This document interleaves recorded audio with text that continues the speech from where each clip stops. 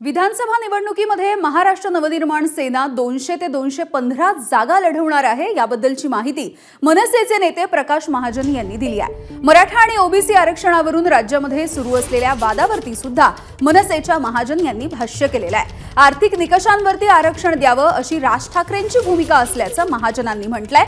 उद्धव ठाकरेंवरती सुद्धा त्यांनी जहरी टीका केली आहे। उद्धव ठाकरेंचं वागणं हे रझाकारांसारखं आहे असं महाजन म्हणाले।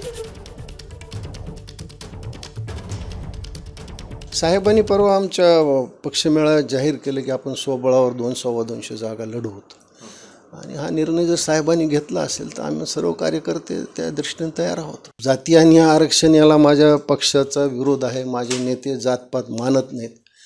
आमचं म्हणणं आहे जातीपेक्षा आर्थिक निकषावर आरक्षण असावं, पण ठीक आहे, समाजाच्या काही घटकाचं ते म्हणणं असेल तर हा प्रश्न सामोपचारानं सुटेल।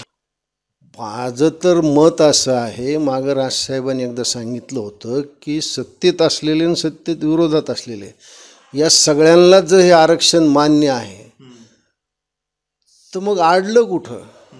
आम्ही मराठवाड्यातले असल्यामुळं आमच्याकडे एक कासिम रिझवी नावाचं एक, त्याला पुढे तुम्ही रजाकार म्हणून ओळखत होतात, म्हणजे हे महाराष्ट्रातल्या मुसलमानाचे हे कासिम रिझवी आहेत। कोण?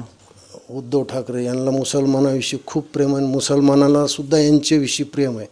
ते प्रेम एवढ्यासाठी आहे की उद्धव ठाकरे मान्य मोदीचा विरोध करतात, बाकी काही प्रेम नाही त्यांचं। एबीपी माझा, उघडा डोळे बघा नीट।